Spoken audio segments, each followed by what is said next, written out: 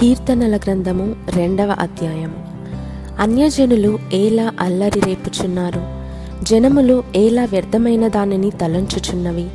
మనము వారి కట్లు తెంపుదము రండి, వారి పాశములను మన యొద్ద నుండి పారవేయుదము రండి అని చెప్పుకొనుచు, భూరాజులు యెహోవాకును ఆయన అభిషక్తునికిని విరోధముగా నిలువబడుచున్నారు. ఏలికలు ఏకీభవించి ఆలోచన చేయుచున్నారు. ఆకాశమందు ఆసీనుడగువాడు నవ్వుచున్నాడు. ప్రభువు వారిని చూచి అపహసించుచున్నాడు. ఆయన ఉగ్రుడై వారితో పలుకును, ప్రచండ కోపము చేత వారిని తల్లడింపజేయును. నేను నా పరిశుద్ధ పర్వతమైన సీయోను మీద నా రాజును ఆసీనునిగా చేసియున్నాను. కట్టడను నేను వివరించెదను. యెహోవా నాకిలాగు సెలవిచ్చెను, నీవు నా కుమారుడవు, నేడు నిన్ను కనియున్నాను.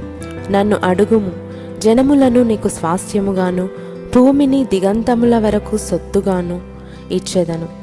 ఇనుపదండముతో నీవు వారిని నలుగగొట్టెదవు, కుండను పగులగొట్టినట్టు వారిని ముక్కచెక్కలుగా పగులగొట్టెదవు. కాబట్టి రాజులారా వివేకులై ఉండుడి, భూపతులారా బోధనొందుడి. భయభక్తులు కలిగి యెహోవాను సేవించుడి, గడగడ వణుకుచు సంతోషించుడి.